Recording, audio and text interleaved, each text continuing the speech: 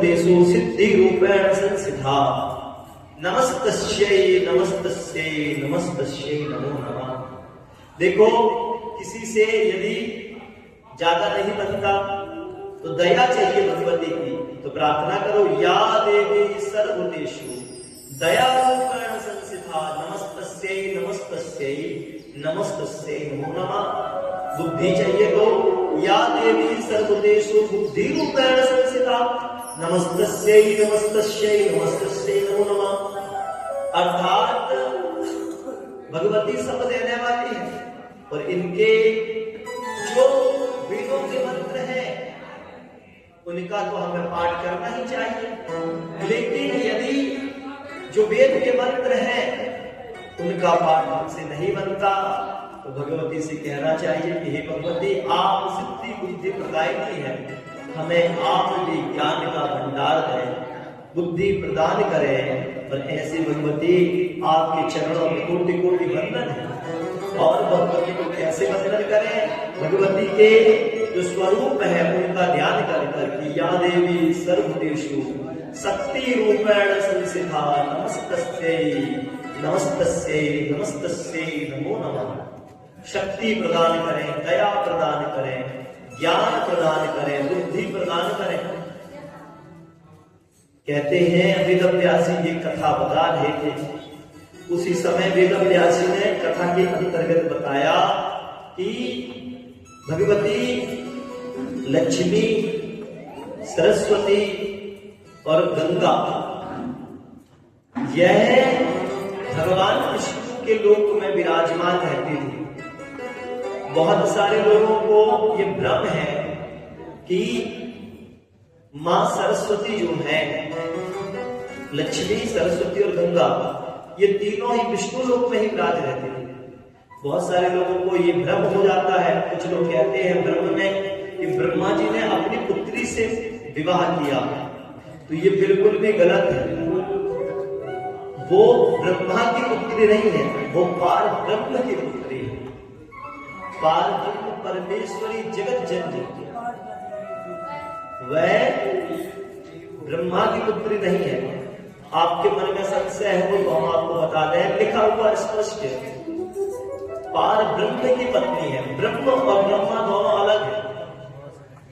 ब्रह्मा को भी ब्रह्म ने बनाया है, ब्रह्मा विष्णु महेश को भी विष्णु ने बनाया है और ब्रह्म ने बनाया है।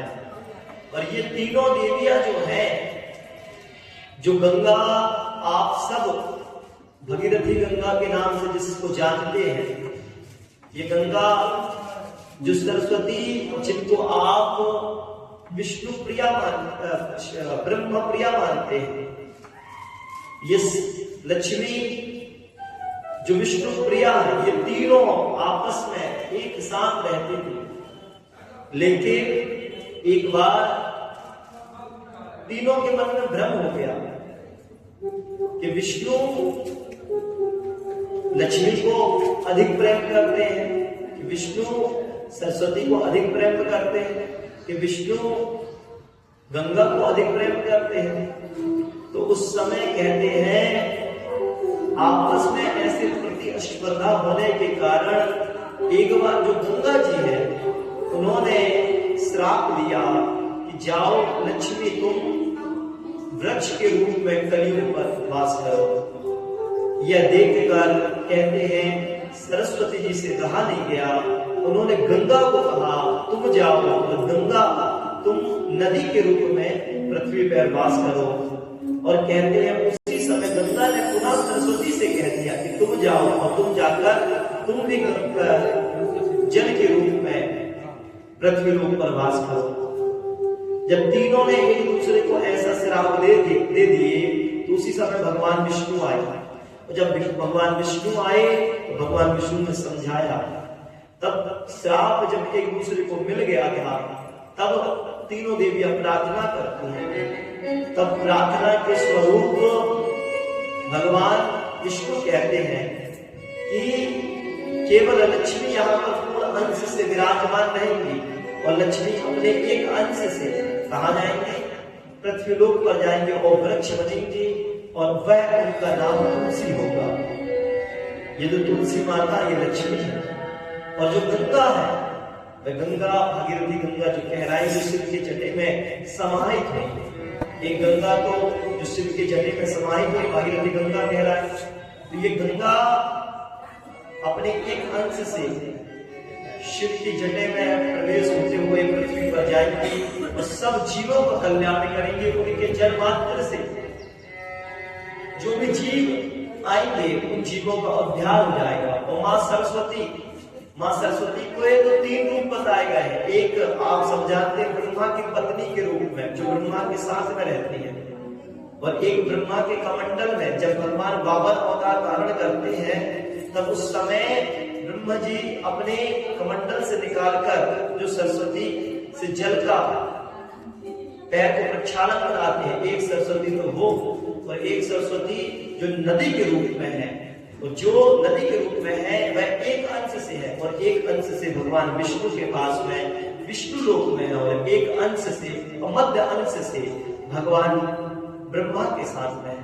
तो ऐसे ब्रह्मा विष्णु महेश के सम्मुख ये जो भगवान विष्णु के पास में जो 3 शक्तियां हैं गंगा सरस्वती और लक्ष्मी, ये तीनों श्राप इस कलयुग में आई हैं। तब इन्होंने भगवती से प्रार्थना की कि हमारा ये श्राप कब मुक्त होगा। तो ये श्राप जब कलयुग का 5000 वर्ष पूर्ण हो जाएगा, जब 5000 वर्ष पूर्ण हो जाएगा तो हे गंगा हे सरस्वती तुम्हारी जो जल की धार है वो धीरे धीरे कर छोटी होने लगी है। देखिए जो गंगा की जो धार है, माँ सरस्वती की ये जो धार है पहले जो कौन क्षेत्र में थी वह अब आप देखेंगे कि इन नदियों की जो धार है वे धीरे धीरे कर कटती जा रही है, और एक समय ऐसा आएगा कि ये विलुप्त होकर यहाँ से पुनः अपने धाम की चली जाएंगे। आप देखेंगे कहते हैं कि उस समय पर जब केवल एक धागा जो एक सूत का धागा होता है जितनी पतली धार उसकी रहती है, जब गंगा और सरस्वती अपने धाम वापस जाएंगे तो उनकी जो धार है वो केवल उतनी हो जाएगी। धीरे धीरे कर हर क्षेत्र में आप देखेंगे कि यह जो गंगा है सरस्वती है ये छोटी होती जा रही है, कम होती जा रही है। तो ये पूर्ण रूप से उस समय पर छोटी हो जाएंगी। ऐसी गंगा ऐसी सरस्वती ऐसी लक्ष्मी को हम सब प्रणाम करते हैं। इसके पश्चात श्री वेद व्यास जी जन्मे जी को सरस्वती पूजन के बारे में बताते हैं। सरस्वती पूजन जीवन में सबके लिए उपयोगी है। जीवन में सरस्वती पूजन करना सबके लिए उपयोगी है। सबको मां सरस्वती की पूजा करनी चाहिए। सरस्वती पूजन जो मां सरस्वती जी का उत्सव मनाया जाता है, जिसे हम बसंत पंचमी के नाम से जानते हैं, ये माघ मास के शुक्ल पक्ष की पंचमी की तिथि के दिन मनाया जाता है। इसी दिन मां सरस्वती का प्राकट्य माना गया। पृथ्वी लोक पर मां सरस्वती का प्राकट्य कब हुआ?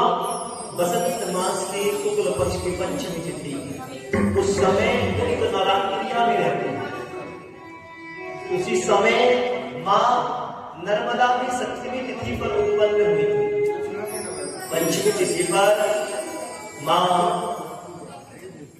सरस्वती का प्राकट्य मनाया जाता है, और बुद्धि चाहने वाले सभी स्त्री और पुरुष को मां सरस्वती की आराधना करनी ही चाहिए।